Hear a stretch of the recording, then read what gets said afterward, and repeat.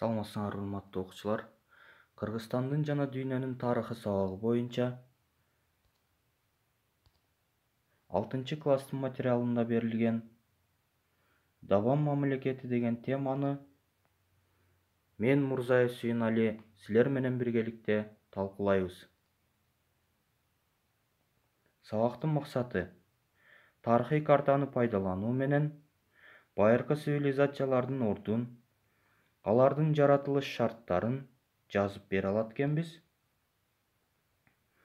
Маданияттын негизги жетишкендиктерине мүнөздөмө берүү менен дүйнөлүк маданиятка байыркы цивилизациянын кошкон салымын баалоо аркылуу анын маданий өнүгүштөгү өзгөчө маанилүүлүгүн аныктайт экенбиз.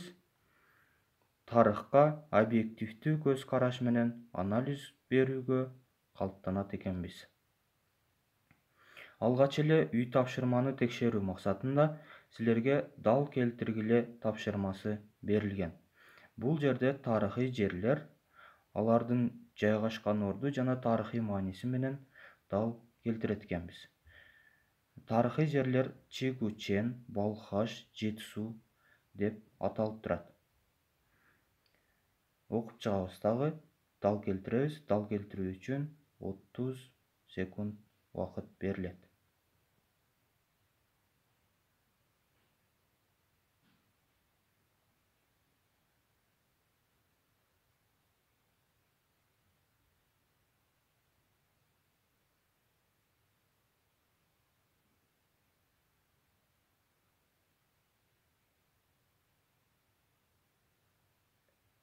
Азаматсыңар балдар. Бул жерде Чигучен ысык көлдүн астында калган усундардын борбор шаары болуп эсептелинет. Балхаш болсо усундар мекендеген көлдүн аты болуп эсептелинет Теңир тоого көчүп келгенге чейин.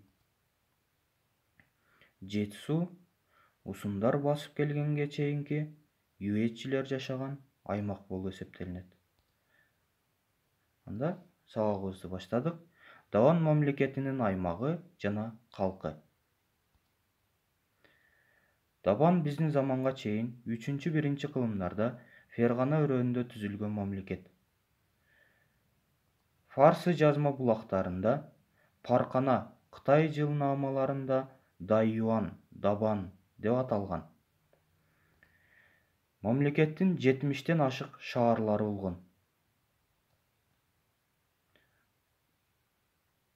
Ордосу Эрши шаарында жайгашкан. Шаар катар-катар дубалдар менен айланта курчалган. Анын борбордук бөлүгүндө чийки кыштан тургузулган калың дубалдар, бийик мунаралар болгон. Шаардын урандылары Ош облусуна караштуу Араван районунун борбору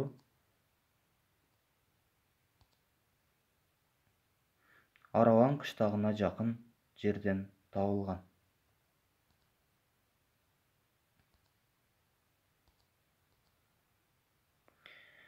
Фергананын калкы болжол менен 60 000 үй бүлөдөн 30 000ге жакын адамдан турган.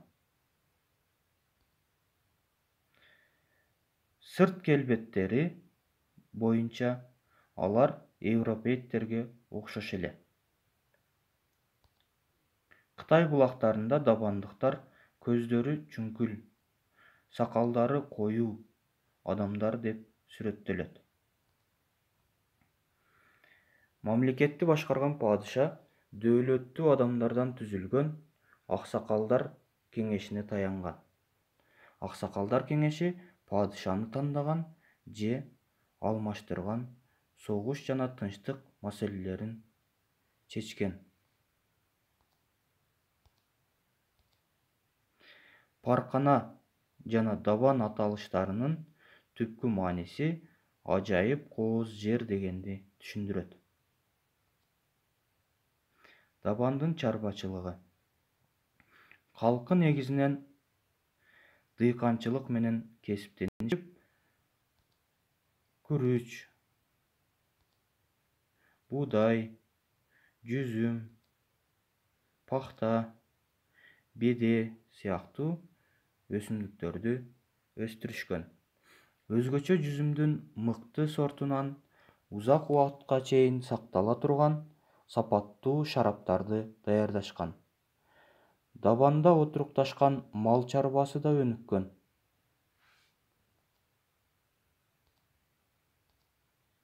Алар уй, кой, эчки, төө, жылкы сыяктуу жаныбарларды багышкан.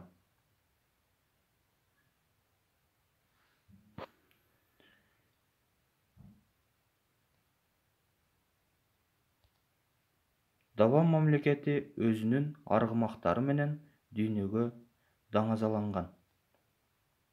Аларды асман аттары деп аташып, бүт Фергана эли сыймыктанган. Асыл тукум аргымактардын эки түрү болгон: аргын жана дулдул.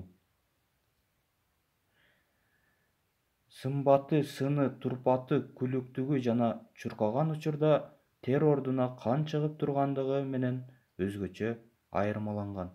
Кытай жазмаларында бул жылкылар тууралуу дагы кызыктуу маалыматтар кездешет. Давандыктар даван аргымактары деген жылкылары менен даңазаланган.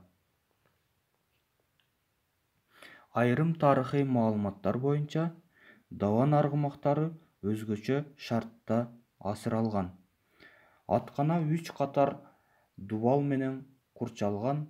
Дубалдын экинчи бөлүгүндө сырттан келген адам үнүнөн корко турган бийик добуш чыгарып үргөн иттер багылган. Аргымактарды кайтарган иттердин добушу адамдардын жүрөгүнүн үшүн алган. Ошол кезде шаарга каттаган кербенчилер бул шаарды Үрүш Эрши деген аталыштын келип чыгышы ушул сөзгө байланыштуу болушу мүмкүн деп аташкан. Аргындар өтө күлүк аттар болгондуктан коңшу мамлекеттерден суроо талап өтө жогору болгон. Аларды коңшу мамлекеттерге сатуу менен киреше түшүп турган. Ал эми дулдул аттарды давандагы мамлекеттин башында турган мыктылардын маңдайына жаралган эл куту катары ыйык тутушкан. Дулдул аттар эч бир убакта сатууга, союуга жана тартууга кеткен эмес. Душмандар кол салган мезгилде ок тийген аргымактар өлүгүн көрсөтпөй кайып болуп кетет деп айтылат. Аргымактардын асман аттары же көктөн түшкөн аргымактар деген ат менен белгилүү экендигин тарых ырастайт. Анын мойну ак куудай койгон, башы кичине, буттары ичке, келишимдүү ташка чегилген сүрөттөрүн Араван районундагы Дулдул ата мазарындагы Аскадан жана Сулайман тоосунун азыр да көрүүгө болот.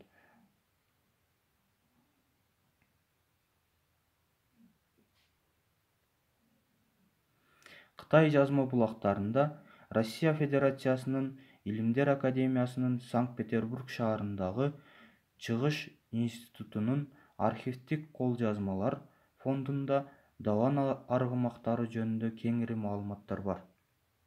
Байыркы даван мамлекетинин башчысынын ордосунда ыйык жаныбар иретинде алар пир туткан эки аргымактын ат боюндай алтындан куюлган айкели тургандыгы белгилүү.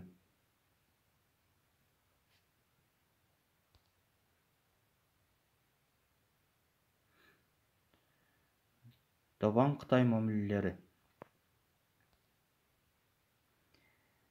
Биздин заманга чейин 105-жылы Кытай императору Уди усундар менен шериктеш болуп, даван мамлекетин каратып алууну көздөйт.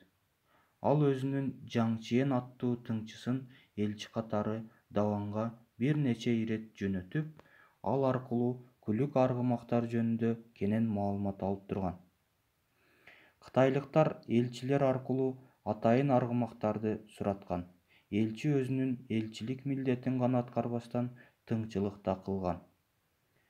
Ферганалык аксакалдар кеңеши кытайларга аргымактарды сатуудан баш тартып, Кытай элчисин тыңчылык кылгандыгы үчүн өлтүрүп коюшкан. Ушундан кийин согуш чыгаруу үчүн Кытайга шылтоо табылат. Каарданган император Ферганага согуш жарыялаган. Биздин заманга чейин 103-жылы аскер башчысы Ли Гуанлинин жетекчилиги менен 6000 атчан аскер жана бир нече миң жөө аскерлерден турган кытайлыктардын кошууну Ферганага аттанган. Оор салгылашуудан кийин бул кошуун Ю шаарына кирип, аны каратып алган. Жергиликтүү элдин катуу каршылыгынан улам Ли Гуанли чегинүүгө мажбур болот. Жортуулда кытайлар көптөгөн жоокерлеринен ажыраган. Ферганадагы жортуулдан кийин хан империясынын батыштагы атак-даңкы төмөндөгөн.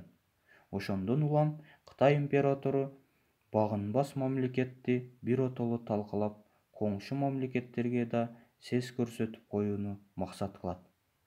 Ал бүтүндөй империясын түп көтөрүп, Ли Гуанлинин карамагына 100 миңге жакын жоокер топтойт да, сансыз колду, сан жеткис кербен коштоп, дээрлик 140 миң малга артылган жүк менен жолго чыгарат.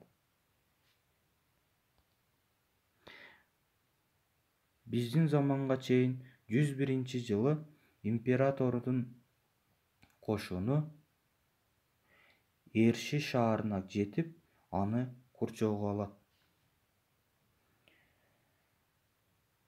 40 күндөн кийин кытайлар шаарды курчап турган коргонду талкалашып, кадыр барктуу аксакалдар кеңешин туткундашат.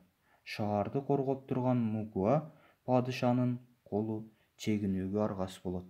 Шаардын ичинен кудук казып алып, тамак-аш менен камсыз болгон жоокерлер жоонун мизин кайтарууга чечкиндүү турушат. Душмандын тылында калган Ю шаары да дарбазасын ачып берген эмес. Коргонуу бекем болгону менен ферганалык төбөлдөрдүн ичинен чыккынчылар чыгат. Ал башынан эле бийликке жетүүнү көздөгөн Муцай төрө болгон. Ички саясий тирешүүнүн кесепетинен падыша Мугуа өлтүрүлөт. Мугуа өлгөндөн кийин падышалык тактыга кытайлыктар жан тарткан Муцай төрө отурган. Бул окуядан кийин аксакалдар кеңеши ынтымакка келүүнү суранышат. Кытай аскер башчысы аксакалдар кеңешинин сунуштарына макул болот. Бул сунуштарда көрсөтүлгөн шарт боюнча хандыктар ондогон аргымактарды жана 3000 жылкы алышкан. 4 жылга созулган согуштан кийин кытайлар Эршини толук багындыра албай, кайра кайтууга аргасыз болгон. Кытайга 100 миң аскердин 20 миңдейи кайтып барган. Ал эми ферганалыктардан алган 3000 жылкынын 1000 гана Кытайга жеткен.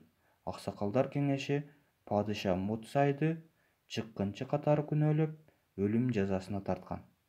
Ушул согуштан кийин Фергананын мамлекеттик иштерине хан империясынын саясий кийлигишүүсү биротоло токтогон. Азаматсыңар балдар, силер үчүн атайын кроссворд тапшырмасы берилет. Биринчи суроо. Даван аргымактары кандай аталган?